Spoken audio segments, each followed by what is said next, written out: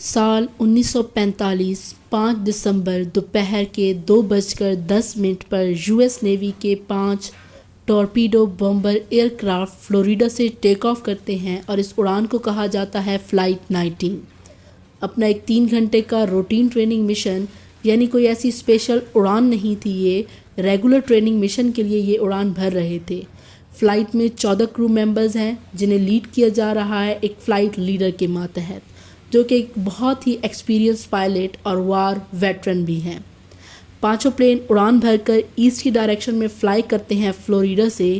سب کچھ نارمل ہے، موسم بالکل صاف ہے، لیکن اڑان بھرنے کے تقریباً 2 گھنٹے بعد ان کے اسکواڈرن لیڈر رپورٹ کرتے ہیں کہ اچانک سے ان کے کمپس میں کوئی پرابلم آ رہی ہے۔ ان کا کمپس کام کرنا بند کر دیتا ہے۔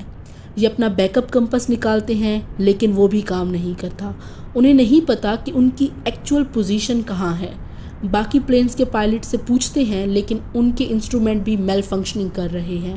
کمپس خراب ہونے کے بعد کافی کنفیوزنگ سے میسیجز سننے کو ملتے ہیں۔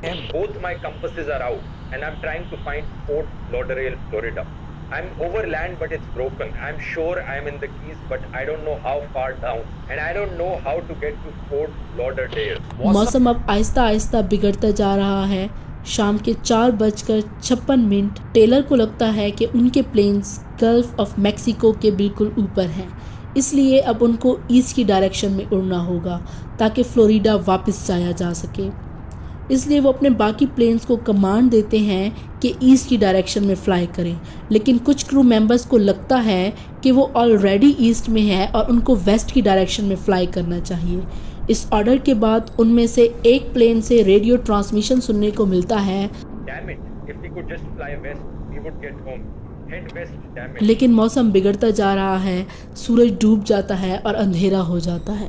اس وقت مانا جاتا ہے کہ یہ پلینز ایکچولی میں 370 کلومیٹر ایسٹ میں تھے فلوریڈا کے۔ شام کے 7:04 ٹیلر کی طرف سے آخری ریڈیو ٹرانسمیشن سننے کو ملتا ہے، All planes close up tight. We'll have to ditch unless landfall.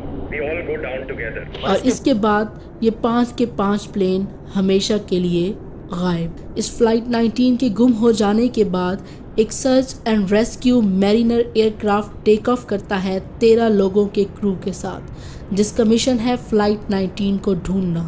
یہ ڈھونڈنے نکلتا ہے اور یہ بھی غائب۔ اس کے بعد کئی دن تک air and sea search operation بلایا جاتا ہے، اس وقت کا one of the largest search operation in 2 flights کو ڈھونڈنے کے لیے، لیکن کچھ نہیں ملتا، نہ تو کوئی باڈی، نہ ایئر کرافٹ کا ٹوٹا ہوا حصہ، سب کچھ غائب۔ انٹرسٹنگ چیز یہ ہے کہ جہاں پر یہ دونوں فلائٹس غائب ہوتی ہیں، اس ایریا کو آج کے دن ہم کہتے ہیں Bermuda try angle. Over the past 50 years, 3,000 ships and 100 planes have gone missing in a mysterious stretch of water in the Atlantic Ocean. Ships have gone missing, planes have gone missing. Known as the Devil's Triangle. A source of intrigue, legend, and fear. This is the Bermuda Triangle. Bermuda try angle بتایا جاتا ہے کہ سمندر کا بہت ہی مسٹیریس حصہ ہے، جہاں پر 100 سے زیادہ پلینز اور شپس غائب ہو گئے ہیں۔ یہ ایک ایسا ایریا ہے جو امریکہ میں فلوریڈا سے لے کر پیوریٹو ریکو تک اور اوپر برمودا ملک تک ایک ٹرائی اینگل سا ایریا بناتا ہے۔ یہاں پر اوور آل 5 لاکھ اسکوائر میل سے زیادہ کا یہ ایریا ہے جہاں پر یہ لائی کرتا ہے۔ برمودا ٹرائی اینگل کے قصے 500 سال سے بھی پرانے ہیں۔ سال 1492 کرسٹوفر کولمبس جب نئی دنیا کی کھوج میں نکلے، تب انہوں نے رپورٹ کیا تھا کہ جب وہ اس ایریا سے گزر رہے تھے تو ان کا کمپس کام کرنا چھوڑ گیا تھا، اور ایک رات جب انہوں نے آسمان کی طرف دیکھا تو ایک بہت ہی عجیب سی روشنی دکھائی دی ان کو، ایک سٹرینج لائٹ جو آگ کے گولے کی طرح دکھ رہی تھی، اور وہ آگ کا گولا ان کو دکھا سمندر میں گرتا ہوا۔ یہاں سے شروع ہوتی ہے یہ مسٹری۔ اس جگہ کو کئی نام دیے گئے، the graveyard of Atlantic, sea of doom, Sargasso graveyard. یہ نام 18ویں اور 19ویں صدی میں استعمال کیے جاتے تھے، لیکن برمودا ٹرائی اینگل اسے پہلی بار 1964 میں کہا گیا تھا، جب ایک میگزین میں آرگوسی نام سے ایک آرٹیکل لکھا گیا تھا۔ اس آرٹیکل میں اس کا ٹائٹل تھا دا ڈیڈلی برمودا ٹرائینگل۔ اس آرٹیکل میں انہوں نے بہت سی ڈس اپیئرنسز کے بارے میں بتایا تھا جو پچھلے کچھ برسوں میں ہو چکی تھی، اور ان تمام کو سمرائز کیا گیا تھا اور لنک کرنے کی کوشش کی گئی تھی، مسٹری بنانے کی کوشش کی گئی تھی کہ کچھ تو ہے اس سمندر کے اس ایریا میں جس کی وجہ سے اتنے سارے جہاز یہاں پر آتے ہیں اور غائب ہو جاتے ہیں۔ اس آرٹیکل کی وجہ سے یہ مسٹری مشہور ہو گئی اور اتنی مشہور ہوئی کہ کئی کتابیں اس پر لکھی گئی، کئی فلمیں بنائی گئی، کئی کمپیوٹر گیمز بنائی گئی، حتیٰ کہ کچھ گانے بھی لکھے گئے۔ سال 1918 میں ایک بھیانک واقعہ ہوا تھا USS سائکلوپس جہاز کے ساتھ۔ یہ اس وقت کا US نیوی کا سب سے بڑا اور تیز جہاز تھا۔ یہ ٹروپس کو اور کول کو ٹرانسپورٹ کرنے کے لیے استعمال ہوتا تھا۔ 4 مارچ 1918 میں 306 لوگ بیٹھے تھے اس USS سائکلوپس میں۔ یہ جہاز بالٹیمور سے روانہ ہوا تھا برازیل کی طرف۔ لوگوں کے علاوہ اس جہاز میں 11,000 ٹن مینگنیز بھی موجود تھا۔ یہ سفر تقریباً 9 دن میں ختم ہونا تھا۔ جاتے وقت اس جہاز سے میسج آیا ویدر از فیئر آل ویل، اور یہ آخری میسج تھا اس شپ کی طرف سے، اور اچانک سے یہ غائب ہو گیا۔ اس نے سب کو چونکا کر رکھ دیا کہ US نیوی کا سب سے بڑا جہاز کیسے اچانک سے غائب ہو سکتا ہے۔ اس سے بھی زیادہ خوفناک اور ڈراؤنی ہے ایلن آسٹن کی مسٹری۔ سال 1881 میں 210 فیٹ لمبا جہاز ایلن آسٹن لندن سے نیو یارک جا رہا ہے۔ راستے میں ایلن آسٹن کو ایک انجان جہاز ملتا ہے برمودا ٹرائینگل کے ایریا کے پاس۔ باہر سے دیکھنے پر یہ بالکل نارمل لگتا ہے، لیکن اس کے اندر کوئی بھی انسان کا نام و نشان تک نہیں تھا۔ ایلن آسٹن کے کیپٹن فیصلہ کرتے ہیں جا کر دیکھنے کا۔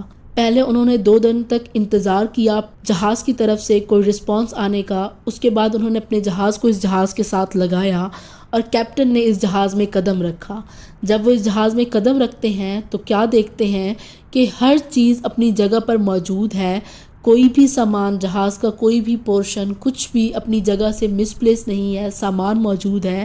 کیپٹن فیصلہ کرتے ہیں کہ اپنے ساتھ موجود کچھ کرو ممبرز کو اس جہاز پر سفر کر کے ساتھ ساتھ آنے کا کہیں گے۔ 2 دن تک دونوں جہاز ساتھ ساتھ آرام سے آگے بڑھتے ہیں، لیکن پھر طوفان آ جاتا ہے اور یہ جہاز پھر سے غائب ہو جاتا ہے۔ کیپٹن اس جہاز کو ڈھونڈنے کی کوشش کرتے ہیں اور اپنے گلاس اسپائی سے یہ جہاز ان کو دکھ بھی جاتا ہے۔ جب وہ اس جہاز کے قریب پہنچتے ہیں تو پتہ لگتا ہے کہ اس میں پھر سے کوئی انسان نہیں ہے۔ کرو ممبرز جو آسٹن سے اس پر گئے تھے وہ بھی غائب۔ کہاں گئے، کیا ہوا ان کے ساتھ، کچھ نہیں پتا۔ کیپٹن نے دوبارہ اس جہاز کو اپنے ساتھ لانے کی کوشش کی، مگر پھر وہی ہوا جو پہلے ہوا تھا۔ ایلن آسٹن جب اپنے سفر سے واپس آیا تو اس کے کیپٹن نے جہاز کے آنر کو ہونے والی تمام کہانی کے بارے میں بتایا۔ آنر اس قدر گھبرا گیا کہ اس نے اپنا اس جہاز کو ایک جرمن کمپنی کو بیچ دیا اور اس نے اس جہاز کا نام تبدیل کر کے میٹا رکھ دیا۔ یہ ایک بہت ہی دلچسپ کہانی ہے، لیکن یہ صرف ایک کہانی ہی ہے، کیونکہ یہ واقعہ اتنا پرانا ہے کہ اس کو ویریفائی نہیں کیا جا سکتا۔ برمودا ٹرائینگل کی مسٹری میرے نزدیک 4 وجوہات سے ہو سکتی ہے سائنٹیفکلی۔ Number 1، magnetism. ہماری ارتھ کی نارتھ اور ساؤتھ پول میں میگنیٹک فیلڈز موجود ہیں جن کی وجہ سے ایگونک لائنز بنتی ہیں، اور وہ ایگونک لائنز اس ایریا میں بہت زیادہ ہیں۔ Number 2، shallow area of Bermuda triangle. پانی کی سطح انتہائی کم ہے برمودا ٹرائینگل کے ایریا میں۔ یہاں پر اس پکچر میں بھی آپ واضح اندازہ لگا سکتے ہیں کہ کلر کا چینج باقی سمندر کا اور اس ٹرائینگل کے اندر پانی کا کلر کیسا ہے۔ لوگوں کا ماننا ہے کہ پانی کی سطح کے کم ہونے کی وجہ سے جہاز یہاں پر آتے ہیں اور آگے موو نہیں کر سکتے۔ Number 3، highest range of hurricanes. Hurricanes کی تعداد دنیا میں 3 ملکوں میں سب سے زیادہ ہے اور USA ان میں دوسرے نمبر پر آتا ہے، اور USA کی اسٹیٹ فلوریڈا نمبر 1 پر آتی ہے۔ اور یہ وجہ بھی ہو سکتی ہے یہاں پر ہونے والے ان عجیب و غریب واقعات کے لیے۔ چوتھی وجہ ہے میتھین ہائیڈریٹ، آسٹریلیا کے ایک سائنٹسٹ نے لیبارٹریکل ایکسپیریمنٹ کنڈکٹ کیے تھے جس میں انہوں نے دکھایا تھا کہ جب میتھین کے ببلز پانی میں ایک لمٹ سے زیادہ ہو جاتے ہیں تو پانی کی ڈینسٹی کم ہو جاتی ہے، جس کی وجہ سے جہاز اپنی بائنسی کو مینٹین نہیں کر پاتا اور جہاز ڈوب جاتا ہے۔ حتمی وجہ آج تک معلوم نہیں ہو سکی۔ بہت سی کمپنیز نے اس چیز کے اوپر ریسرچ کی اور ان کا کہنا ہے سمندر میں ہونے والے یہ واقعات کچھ نئے نہیں ہیں، سمندر میں یہ واقعات ہوتے رہتے ہیں اور مختلف جگہوں پر ایسے واقعات ہو رہے ہیں، لیکن ان کو ایک مسٹری بنانے کی کوشش نہیں کی گئی جس کی وجہ سے وہ مشہور نہیں ہوتے۔ کرسٹوفر کولمبس کی بات کی جائے تو اس نے جو آسمان میں روشنی دیکھی تھی، سائنٹیفکلی اس کا جواب دیا جا سکتا ہے کہ وہ کوئی ایسٹرائڈز یا میٹرائڈز ہو سکتے ہیں جو جب ارتھ کی طرف موو کرتے ہیں تو اپنے آپ کو کمپلیٹلی برن اپ کر لیتے ہیں، جلا لیتے ہیں اور پارٹیکلز میں کنورٹ ہو جاتے ہیں۔ ہو سکتا ہے اس نے ایسٹرائڈز کو دیکھا ہو، لیکن کیونکہ اس وقت اتنا زیادہ ایسٹرونومی کے بارے میں پڑھا نہیں گیا تھا تو یہ وجہ اس وقت سامنے رکھی نہیں گئی تھی۔ میرے نزدیک برمودا ٹرائینگل میں ہونے والی مسٹری میگنیٹک لائنز کی وجہ سے ہو سکتی ہیں، ایگونک لائنز کی وجہ سے ہو سکتی ہیں۔ آپ اس بارے میں کیا کہتے ہیں؟ کمنٹ سیکشن میں کمنٹ کر کے مجھے ضرور بتائیے گا، اور میری ویڈیو کیسی لگی یہ بھی بتائیے گا۔